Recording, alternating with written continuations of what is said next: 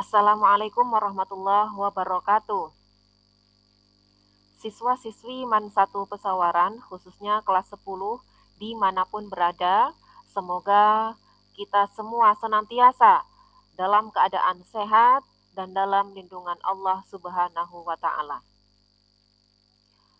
Pada pertemuan kali ini, kita akan membahas bab 6 tentang akad dan kepemilikan. Semoga kita dimudahkan dalam menuntut ilmu sehingga kita bisa mengamalkan dalam kehidupan sehari-hari. Adapun tujuan pembelajaran kita pada kali ini, setelah mempelajari materi berikut, maka siswa diharapkan mampu menganalisis konsep akad, kepemilikan harta benda, dan ihyaul mawad, serta menerapkannya dalam kehidupan sehari-hari. Yang pertama kita bahas adalah akad.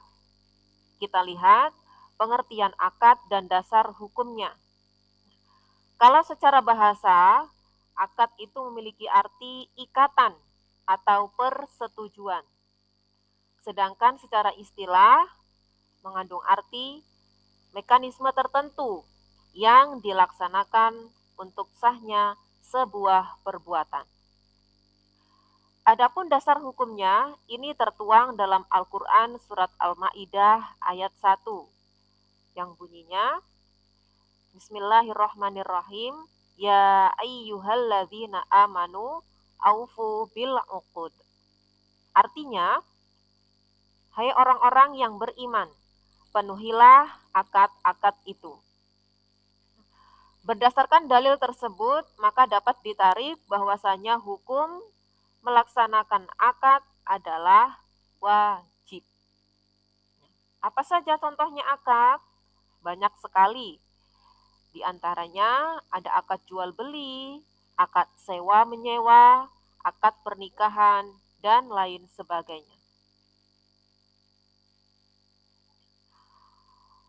Kemudian rukun dan syarat akad. Rukun akad ada 3. Yang pertama adalah pelaku, yang dimana ini jumlahnya 2 orang atau lebih. Yang kedua ada sihot, ucapan atau lafaz ijab dan qabul. Dan yang ketiga ada ma'qud alaih, yaitu objek atau barang yang diakadkan. Untuk syarat-syaratnya, tadi yang pertama pelaku atau syarat orang yang bertransaksi. 1. Berakal sehat. Yang kedua baligh atau sudah dewasa. Yang ketiga mumayyiz, artinya bisa membedakan mana yang baik, mana yang buruk. Dan yang keempat, orang yang dibenarkan secara hukum untuk melakukan akad. Selanjutnya syarat sighot atau syarat ucapan lafaz ijab dan qabulnya. Yang pertama dilakukan dalam satu majelis atau satu tempat. Kemudian lafaz merupakan harus ucapan yang bersambung. Selain itu, harus merupakan pemindahan hak dan tanggung jawab. Nah, adapun syarat barang yang diakadkan, yang pertama haruslah bersih, baik zatnya atau contohnya. Seperti kita tidak boleh memperjualbelikan anjing, ya, karena itu zatnya sudah najis. Akan tetapi kalau misal untuk kepentingan seperti manfaat anjing kan banyak ya, ada yang untuk menjaga rumah, melacak maling, dan lain sebagainya, itu kalau menurut sebagian ulama diperbolehkan. Atau kita tidak boleh memperjualbelikan khomer. Nah, itu maksud daripada syarat barang yang diakadkan harus bersih. Kemudian bermanfaat. Jadi kita beli sesuatu, pertimbangkan dulu. Kita itu beli karena manfaatnya atau karena hanya ingin kepingin punya saja. Selain itu, yang ketiga yang bertindak pemilik barang atau yang diberikan izin oleh pemilik. Jadi yang memiliki barang yang boleh menjualnya atau orang lain yang sudah diberikan izin oleh pemilik dari barang yang dijual. Kemudian yang keempat, dapat dihitung waktu penyerahannya secara syarak dan masa. Jadi barang yang diakadkan itu jelas wujudnya. Selain itu, harganya diketahui dan ada di tangan penjual jika ini penjualannya dilakukan secara langsung. Macam-macam akad, ini dilihat dari cara melakukannya. Ada beberapa macam akad yang dilakukan antara lain. Yang pertama dengan akad lisan, berarti akadnya ada ucapan, ada omongan, dilakukan dengan lisan.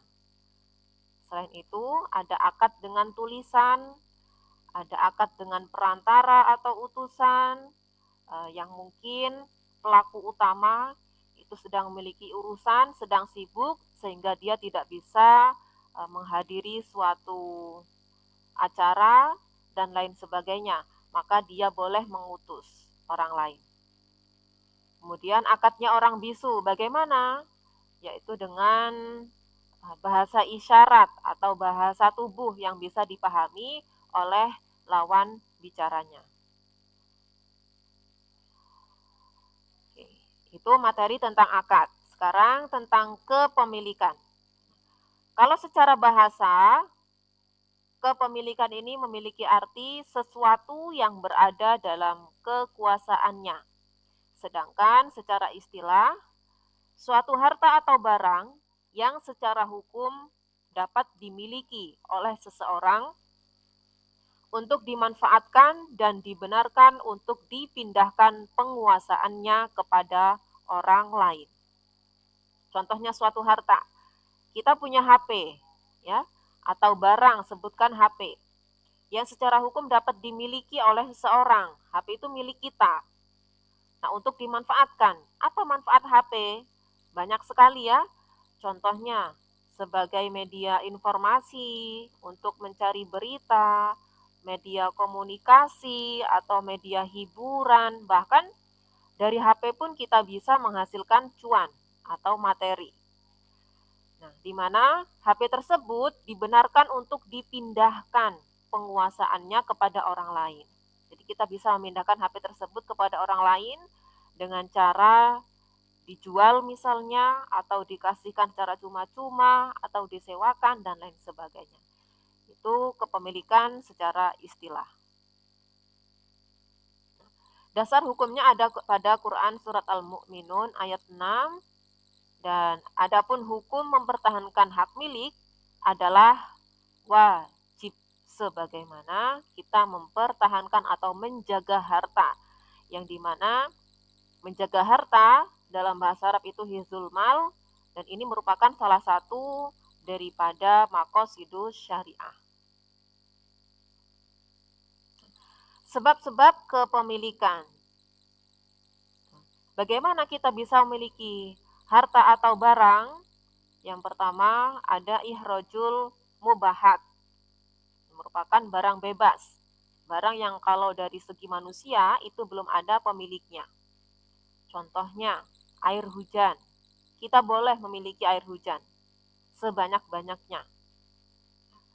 Yang kedua, al-uqud, adanya akad, entah itu akad jual beli, sewa menyewa, pinjam meminjam, hutang piutang, yang dimana ketika akad jual beli yang tadinya kita nggak punya apa-apa, ketika kita melakukan pembelian, jadi kita punya apa yang kita inginkan.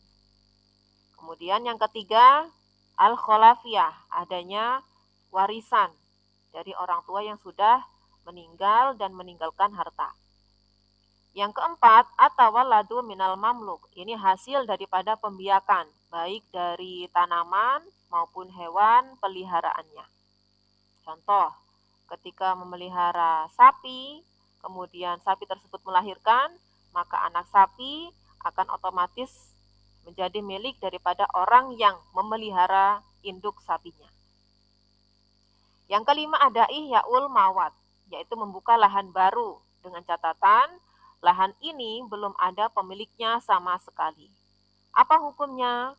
Boleh atau jais.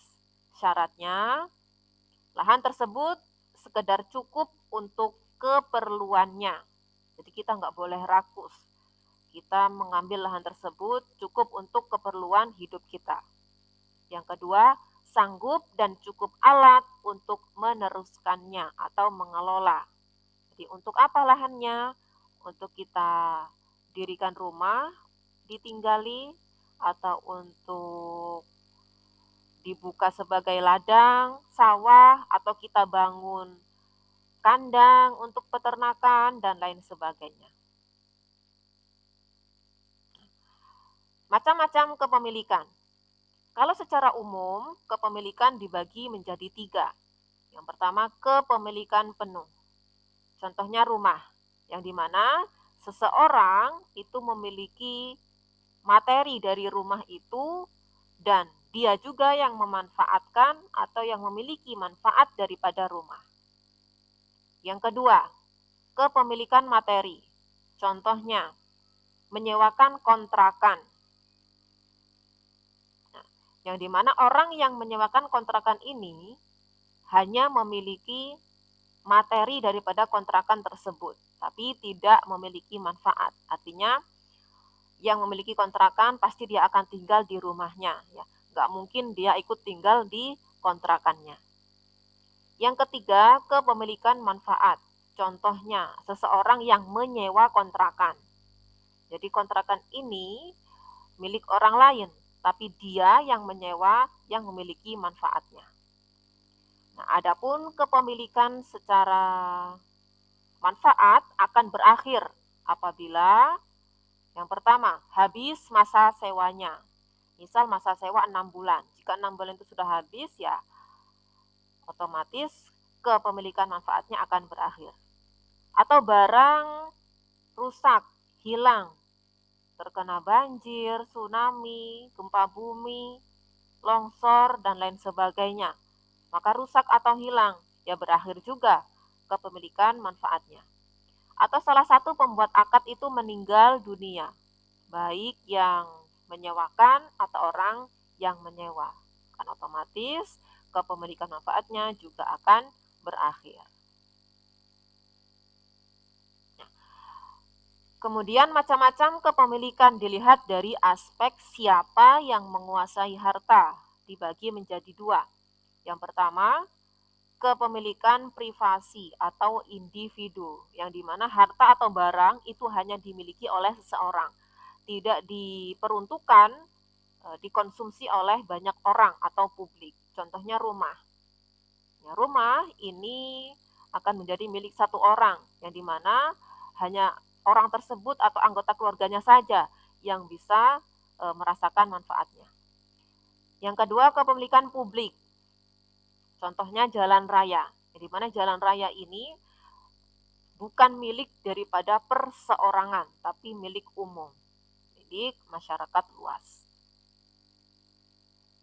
Oke, demikian materi tentang akad dan kepemilikan yang bisa saya sampaikan. Semoga bermanfaat, yang dimana materi ini erat kaitannya dalam kehidupan kita sehari-hari. Semoga Allah mudahkan kita untuk belajar sehingga kita bisa menerapkannya di kehidupan kita sehari-hari. Terima kasih atas perhatiannya. Saya akhiri. Assalamualaikum warahmatullahi wabarakatuh.